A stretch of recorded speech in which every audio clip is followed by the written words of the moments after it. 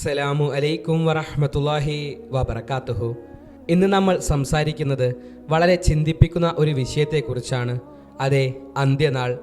ജൂതമതത്തിലും ഇസ്ലാമിലും ക്രിസ്തു മതത്തിലും പറയുന്ന യജൂജ്, മഅജൂജ്, ദജ്ജാൽ, അങ്ങനെ പലതും ഇതിൽ വരുന്നുണ്ട്. എന്താണ് ഇവയെല്ലാം എന്നല്ലേ? ഇതിന് ഇന്നത്തെ ലോകവുമായി എന്തെങ്കിലും ബന്ധമുണ്ടോ? അതെ, നമുക്കതൊന്ന് ചർച്ച ചെയ്യാം.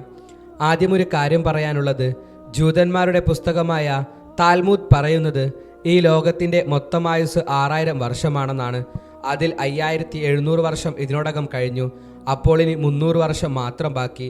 ഇതേപോലെ മുത്തുനബി സ്വല്ലല്ലാഹു അലൈഹി വസല്ലമ തങ്ങൾ പറഞ്ഞിട്ടുണ്ട്, എൻ്റെ ഈ 2 വിരലുകൾ തമ്മിലുള്ള അടുപ്പം പോലെ ഞാനും അന്ത്യനാളും അടുത്താണ്.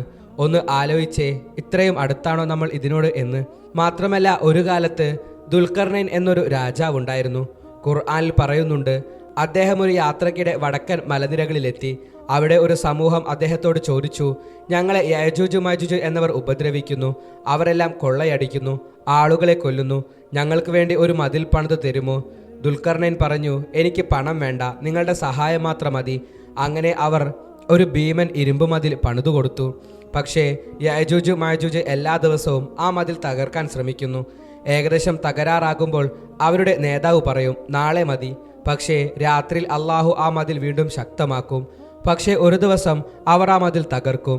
ഇപ്പോൾ ഒരു ചോദ്യം, ഈ മതിൽ എവിടെയാണെന്നല്ലേ? സാറ്റലൈറ്റ് ഉപയോഗിച്ച് നോക്കിയിട്ടും കണ്ടെത്തിയിട്ടില്ല. അവർ ഭൂമിയിലല്ലാതെ വേറെ ഗ്രഹത്തിലാണോ? എന്താണെന്ന് നമുക്ക് നോക്കാം.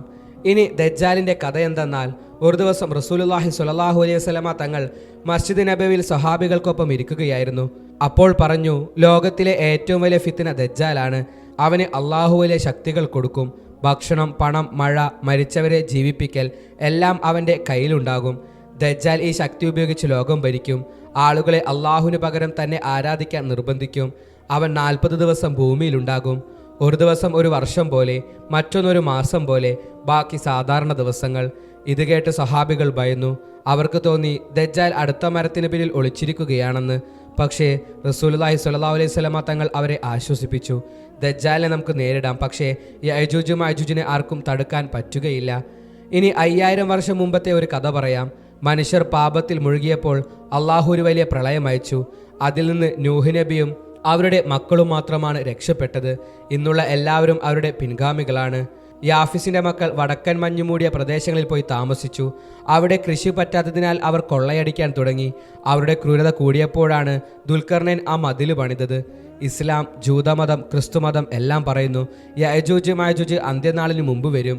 ജൂതന്മാർ പറയുന്നത് 2600 വർഷം മുമ്പ് നെബുക്കദ്നേസർ ജെറുസലേം പിടിച്ചപ്പോൾ ഹിസ്കീൽ നബി പറഞ്ഞത്രേ, നിന്റെ പാപങ്ങൾ മാഞ്ഞാൽ ജെറുസലേം തിരിച്ചു പിടിക്കും. പക്ഷേ യജൂജ് മജൂജ് ആക്രമിക്കും, അവരെ ദജ്ജാൽ നശിപ്പിക്കും. പക്ഷേ ഇസ്ലാം പറയുന്നത് ദജ്ജാലിന് ശേഷമാണ് യജൂജ് മജൂജ് വരുന്നത് എന്നാണ്. അപ്പോൾ ഈസാ നബി അലൈഹിസ്സലാം ഉണ്ടാകും. അവരെ ആർക്കും തടുക്കാൻ പറ്റില്ല. പിന്നീട് അള്ളാഹുവിൻ്റെ കൽപ്പനയാൽ ഈസാ നബി അലൈഹിസ്സലാം മുസ്ലിമീങ്ങളെ സിനായ് മലയിലേക്ക് കൊണ്ടുപോകും. അവിടെ വെച്ച് അള്ളാഹു യജൂജ് മജൂജിനെ നശിപ്പിക്കും. ഇതെല്ലാം എപ്പോൾ നടക്കും?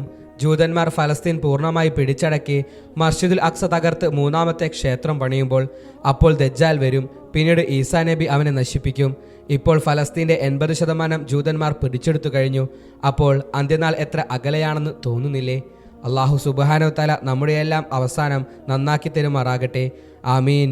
ഈ വീഡിയോ നിങ്ങളിലേക്ക് എത്താൻ കാരണമായവർക്ക് വേണ്ടി പ്രത്യേകം ദുആ ചെയ്യണം എന്ന് ഉറപ്പെടുത്തി. ഇൻഷാ അല്ലാഹ് മറ്റൊരു വീഡിയോയുമായി നമുക്ക് പിന്നീട് കാണാം. ദുആ വസിയത്തോടെ. അസ്സലാമു അലൈക്കും വറഹ്മത്തുള്ളാഹി തആല വബറകാതുഹു.